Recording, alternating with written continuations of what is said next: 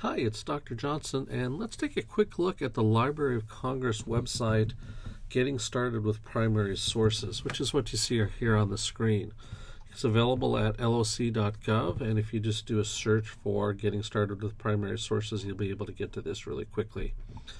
Over here on the left-hand side is our main menu map. The different areas that are going to be covered by this website. It has an introductory page, will be good to look at, understand what the website's going to talk about. It has some great tools for teachers to use under the Teacher's Guide and Analysis tool. We'll get a little more in depth of week 2 about learning about teaching history with primary sources. One of the nice pages that I like is this Finding Primary Sources, because that often can be most difficult, and the Library of Congress has compiled lots of great primary sources to look at. And this page will let you know how to find those and how to get those. If you're doing a lot of distance learning, which is obviously common in the COVID pandemic era, this talks a lot about how to use these sources with distance learning, and then some other materials about using sources and standards that they relate to with Common Core and science and some of the other areas.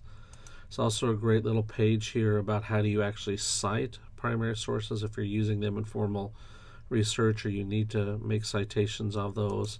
And another really important area is copyright with primary sources and what the copyright protection is on the ones that are held in the Library of Congress collection.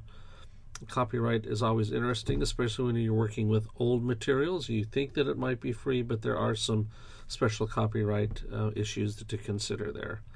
Now, the last one to me is really useful are the discovery sets.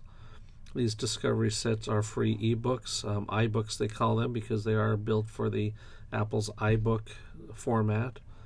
But these are also great ways to connect to some primary sources. So overall, Library of Congress is a great website, but specifically this part about getting started with primary sources would be a good place to get you going as a teacher.